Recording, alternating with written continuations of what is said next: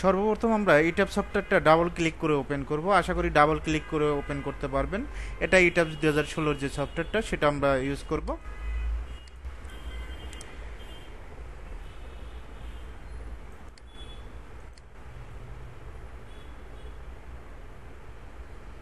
তারপর এইরকম একটা ইন্টারফেস আসবে, যেটা দেখতে পাচ্ছেন। এখানে দেখেন নিউ মডেল লেখা আছে, আমরা নিউ মডেলে ক্লিক করতে পারি, অথবা আপনি ফাইলে ক্লিক করবেন। কোথায় ক্লিক করবেন? ফাইলে ক্লিক করবেন। এখান থেকে নিউ মডেল কন্ট্রোল এন দিলেও হবে। নিউ মডেলে ক্লিক করব। তারপর এখান থেকে use save user default setting যেটা দেওয়া আছে এটাই থাকবে, ওকে দিবেন। ওকে দেওয়ার পর এখানে দেখেন গ্রিড ডাইমেনশন প্ল্যান যেটা দেওয়া আছে, number of grid line x direction, number of grid line y direction. এখন এই নাম্বার অফ গ্রিড লাইন আর ওয়াই এক্স ডিরেকশন আর ওয়াই ডিরেকশন এটা বুঝতে হবে। তো আমরা অটোক্যাড একটা ওপেন করি। অটোক্যাড 2007 যেটা আছে এটা দিয়ে কাজ বুঝাই দেয়।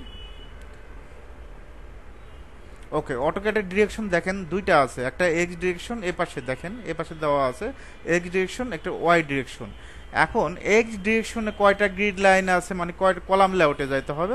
ওয়াই ডিরেকশনে কয়টা গ্রিড লাইন আছে, এটা কলাম লেআউট থাকতে হবে, ফ্লোর প্ল্যান থাকতে হবে। অলরেডি যেহেতু আমার সামনে ড্রয়িং দেওয়া আছে, আমরা কোথায় যাব? ফাইল, নিউ মডেল,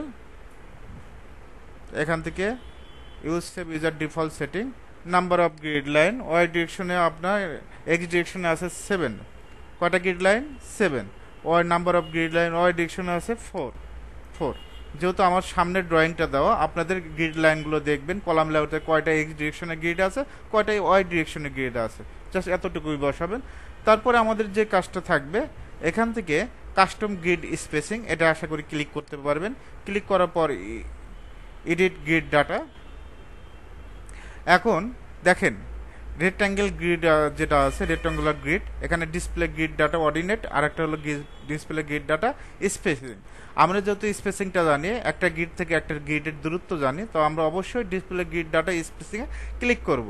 তারপর প্রথম গ্রিড লাইনের মেজারমেন্টগুলো বসাবো, 10 ফিট 10 ইঞ্চি, আশা করি বসাই দিতে পারবেন। ইন্টার দিবেন, অটোমেটিকভাবে ফিটে নিয়ে নেবে। 11 ফিট 2 ইঞ্চি, ওকে। 4 ফিট 6 ইঞ্চি, জাস্ট ইন্টারের উপরে কাজ। এইভাবে যদি ইন্টার দিয়ে যদি ইটাপসে মডেল দাঁড় করাইতে পারেন, খারাপ কই। 11 ফিট 2 ইঞ্চি, ওকে। 10 ফিট 10 ইঞ্চি, 10 ফিট 10 ইঞ্চি, 10 দিলেই হবে, অটোমেটিকভাবে ফিটে নিয়ে নেবে। আমাদের এক্স ডিরেকশনে গ্রিড লাইন শেষ। এখন ওয়াই ডিরেকশনে গ্রিড লাইনটা আমরা শুরু করো। 11 ফিট 10 ইঞ্চি, ইন্টার দেব, ওকে। 3 ফিট 10 ইঞ্চি, 3 ফিট 10 ইঞ্চি, 13 ফিট 7 ইঞ্চি, আশা করি পারবেন। এখন দেখেন কোনো কারণে আপনি যদি এই আরেকটা অ্যাড করার প্রয়োজন পড়ে, এখানে A B C D E F G পর্যন্ত, এখানে আরেকটা অ্যাড করবেন, তাহলে অ্যাডে ক্লিক করবেন। পুরোটা যদি ডিলিট করার প্রয়োজন পড়ে ডিলিটে ক্লিক করবেন। এটাও ওই গেট ডাটাতেও একই, অ্যাড করার প্রয়োজন পড়লে অ্যাড করবেন, অ্যাডে ক্লিক করবেন, অ্যাড হয়ে যাবে। আমরা ডিলিট করে দিচ্ছি, প্রয়োজন নাই। এখন বাবল সাইজ, বাবল সাইজ বলতে এই সার্কেলের সাইজটা এখানে আমরা সাধারণত 50 রাখি। কত রাখি? 50 রাখি।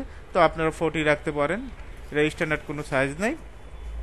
তারপর আমাদের যে কাজটা করতে হবে, এখান থেকে ওকে দিবেন। কোথায় দিবেন? ওকে।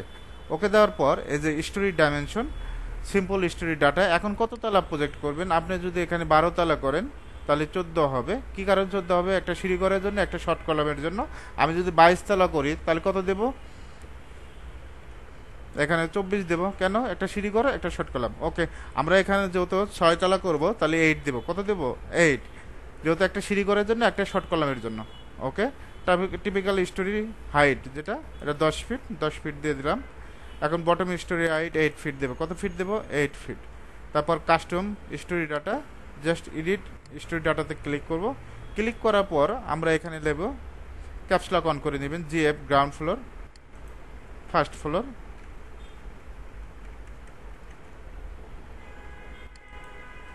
Second floor, third floor. ধাপে ধাপে লিখে যাবেন।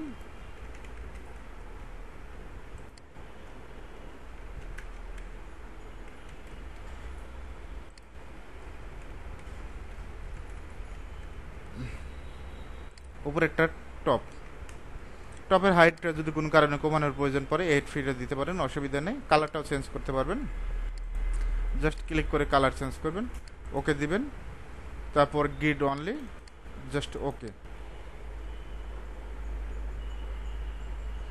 অলরেডি আমাদের কিন্তু মডেলটা ক্রিয়েট হয়েছে। এটা 2D ভিউ, এটা হলো 3D ভিউ, 3D মডেল।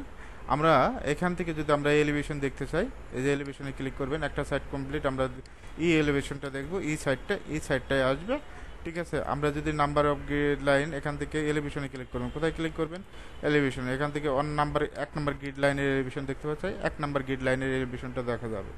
ওকে, প্ল্যান বি থেকে গিয়ে আপনি যদি ফার্স্ট ফ্লোরে যান, এভাবে আপ ডাউন করতে পারবেন, এটাতে এই যে মুভ দেওয়া করতে পারবেন আপ, এখানে কিন্তু অটো চেঞ্জ হচ্ছে, প্রত্যেকটা তলায় আলাদাভাবে চেঞ্জ করতে পারবেন। ওকে, এভাবে চাইলে খুব সহজে আপনি 2D মডেল দাঁড় করাতে পারবেন। এটা আসলে মডেল দাঁড় করানো আসলে কঠিন কিছু না, একেবারে সহজ।